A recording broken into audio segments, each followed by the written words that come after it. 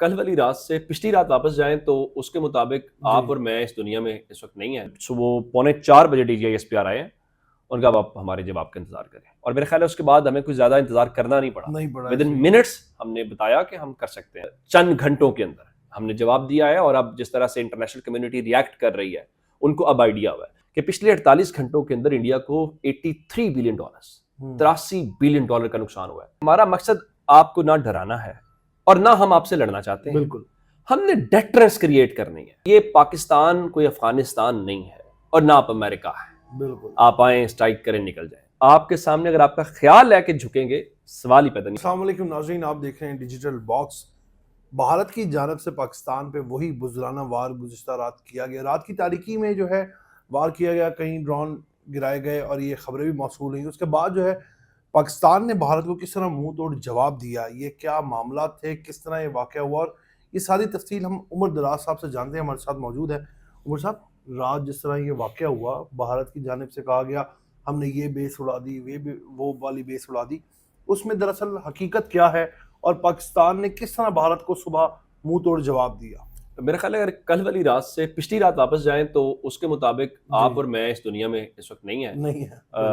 अल्लाह माफ़ करे, ऐसा लफ्ज़ नहीं कहना चाहिए। कभी क़यामत के दिन तक ऐसा ना हो कि पाकिस्तान इस सफ़ा हस्ती के ऊपर भी नहीं है। जिस शहर लाहौर में बैठे हुए हैं ये भी नहीं है, क्योंकि इंडिया उसको ख़त्म कर चुका है। तो ये उनके क्लेम्स हैं। कल उन्होंने ब्राह्मोस इस्तेमाल किया रात को हमारे खिलाफ, और ये रात को बैलिस्टिक मिसाइल्स करते रहे, लेकिन अल्हम्दुलिल्लाह हमने कल बड़ा इफेक्टिवली उसको इंटरसेप्ट किया। देखें, कुछ चीज़ें ऐसी होती हैं जो शायद आपके मेरे नॉलेज में ना हो, वो डिफेंस से रिलेटेड है। अब आप किसी प्रोजेक्टाइल को जब वो करेंगे तो ज़ाहिर एक ब्लास्ट तो होगा, तो ये लगता है कि हमला हो गया। तो वो आवाज़ें, वो सायरन, वो पैनिक क्रिएट हुआ सोसाइटी में, चूंकि प्रैक्टिस भी नहीं थी और ये अनयूजुअल था ना। अगर मैं पता हो कि इंडिया में तो हम 1 महीने से रिहर्सल कराना शुरू कर दें लोगों को। सो पाकिस्तान ने बड़ा इफेक्टिवली रात, DGISPR ने भी यही बताया और इस वक्त अक्रॉस दी बॉडी इसके ऊपर कंसेंसस है कि पाकिस्तान ने मेजॉरिटी उनका जो वो टारगेट उन्होंने करने की हमें कोशिश की, हमने उसको नाकाम बनाया। जब नाकाम बनाया तो ज़ाहिर आपने रेड लाइन क्रॉस की। हम आपको बार बार पहले भी कह रहे थे कि आप ना करें। तो फिर विद इन मिनट्स जब सुबह 3:45 DGISPR आए हैं, उनका आप हमारे जवाब का इंतजार करें और मेरे ख्याल है उसके बाद हमें कुछ ज्यादा इंतजार करना नहीं पड़ा। विद इन मिनट्स हमने बताया कि हम कर सकते हैं। सो उसका फर्क या फायदा ये हुआ कि इन्होंने सुबह 5:45 पे इंडियन टाइम के मुताबिक, समय पाकिस्तान के 5:15 बजे, इन्होंने प्रेस ब्रीफिंग रखी हुई थी वहाँ पे इंडिया के अंदर। इनकी जो मुख्तलिफ फॉरेन मिनिस्ट्री है और फौज की जानिब से, उसको पोस्टपोन किया। फिर 10 बजे आए। फिर इन्हें उस वक्त एहसास हुआ कि वो हम पाकिस्तानी सेना से कहते हैं कि हम मजीद तनाव नहीं चाहते। हम आपको यही समझा रहे थे, हम आपको पहले समझा रहे थे, चीज़ें आपके कंट्रोल में नहीं रहेंगी। देखिए, अब हमें वो कहते हैं ना, एक तरने वाला एक लफ्ज़ हम इस्तेमाल करते हैं, हम तरने वाला साबित नहीं होंगे। आपकी गलत फहमी, आपकी पुरानी ख्वाहिश है कि हम कोई आपकी कॉलोनी बन जाएंगे, आप आएंगे, हमें कोई थप्पड़ मारा करेंगे, आप चले जाएंगे। ये नहीं होगा। तो वो मेरा ख्याल है चंद घंटों के अंदर हमने जवाब दिया है और अब जिस तरह से इंटरनेशनल कम्युनिटी रिएक्ट कर रही है उनको अब आइडिया हुआ है। इंडिया ने थोड़ा मिस कैलकुलेट किया है, थोड़ा मिस रीड किया है। उनका ख्याल ये था कि शायद पाकिस्तान से ज़्यादा इकोनॉमिक पोजीशन हमारी को बहुत अच्छी नहीं है, हमें इसको मान लेना चाहिए। तो उनका ख्याल ये था कि हम जो है वो इकोनॉमिक पोजीशन को अपनी को देख के कहेंगे नहीं हम इंडिया को न्यू नॉर्मल आपको नहीं बनने दे सकते कि आप आए, आप ड्रोन मारें या आप कोई मिसाइल मारें। हमने किस लिए सब कुछ रखा हुआ है? अगर मुझे ये लगे कि आपने बंदूक मुझे खरीदी हुई है और दुश्मन आगे रोज में चिपड़े मार जाएगा, तो मैंने बंदूक क्या करनी है? सही बात है, ठीक है, उस बंदूक से मैं अपनी जिंदगी खात्मा कर लूं, ज़्यादा बेहतर होगा। तो कहने का मतलब ये हुआ कि वो जवाब उनको दिया जाना जरूरी था, जवाब दिया गया है। उस जवाब के असरात इस वक्त इंडियन मीडिया की टोन बदली हुई है। सबसे आज तो बिल्कुल नहीं मशहूर कर रहे हैं। अब हमें वो बता रहे हैं कि वॉर कितनी बुरी चीज़ है। हम आपको बहुत पहले से बता रहे थे कि ये अफोर्ड नहीं कर पाएंगे। देखिए, इस वक्त रॉयटर्स का दावा ये है, जो आज की उनकी खबर है, कि पिछले 48 घंटों के अंदर इंडिया को $83 बिलियन, $83 बिलियन का नुकसान हुआ है। देखिए, हमें भी हुआ, हम ये नहीं कह रहे कि हम नहीं, लेकिन आपका मार्जिन ज्यादा है। आपकी IPL अगर कैंसिल हुई तो आपका ज्यादा लॉस हुआ, या हमारी PSL से हमें नहीं, आपका ज्यादा हुआ। आप इसलिए ये अफोर्ड, मैं बार बार लोगों से कह रहा था कि ये सवाल इंडिया से पूछा जाना चाहिए, आप अफोर्ड कर सकते हैं ये वॉर? कर सकते हैं, चले कर लेते हैं। बिल्कुल इसी तरह है। और आपने देखा भी था कि ये सब कुछ हुआ और उसके बाद भारतीय मीडिया, जिस तरह आप बता रहे कि उनका रवैया तब्दील हो गया। उसके बाद वो सूफिया कुरैशी की एक प्रेस कॉन्फ्रेंस भी आई, तनाव वाली कि हम तनाव नहीं चाहते। अब ये इतने से हमले से डर गए हैं या इसके बाद भारत कोई और? हमारा मकसद, मेरे ख्याल में वो कहना चाहिए, हमारा मकसद आपको ना डराना है और ना हम आपसे लड़ना चाहते हैं। बिल्कुल, हमने डेटरेंस क्रिएट करनी है। डेटरेंस ये है कि भाई पाकिस्तान के अंदर आपने कोशिश की 2019 के अंदर एयर स्ट्राइक करने की, हमने आपको स्ट्राइक बैक किया।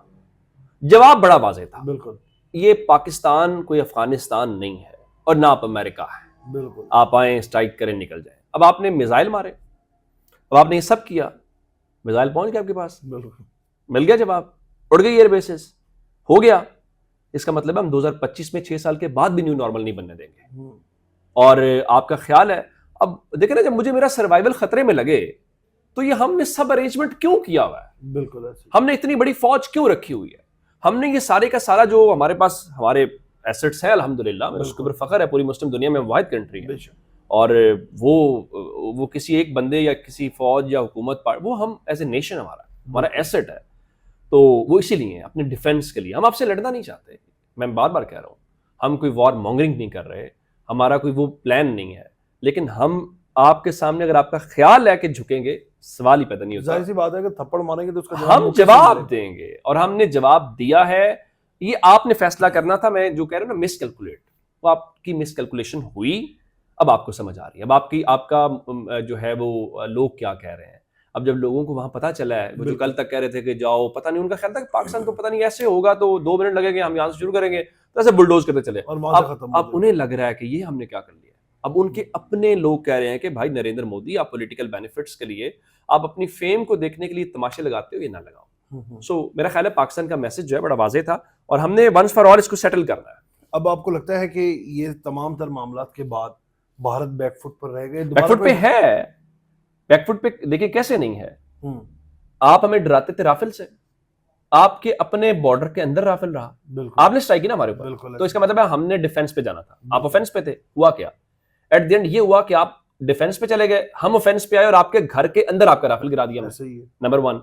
नंबर 2, आपने मैं ये बताया कि जी S-400 अब हमारे पास एयर डिफेंस सिस्टम आ गया, अब हमें तो कोई मसला ही नहीं है। अब बिलियंस ऑफ डॉलर्स के, जाहिर है आपने वो बड़े महंगे खरीदे, रात हमारे F-17 थंडर ने उड़ा दिया। ऐसे ही। अब ये है दुनिया के लिए केस स्टडी कि हमने ये किया कैसे है। मैं इसमें एक जुमला आपके सामने कह देता हूं। एक्चुअली हमने पिछले 48-72 जितने भी घंटों में इस खित्ते के अंदर वो जो बदमाश ठेकेदार थानेदार बनने की उसकी मिथ थी ना, हमने वो तोड़ दिया, और तोड़ दिया, और तोड़ेंगे।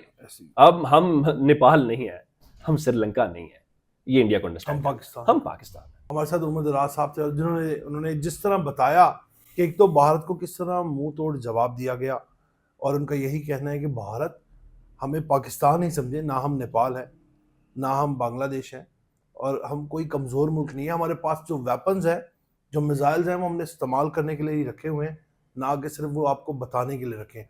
और उसका मुंह तोड़ जवाब आपको आज सुबह फजर के वक्त मिल ही गया है। तो नाज़रीन, इसी के साथ मुझे इजाज़त है, आपसे हम फिर मुलाकात करेंगे नए प्रोग्राम के साथ। तब तक के लिए अल्लाह ने के बाद।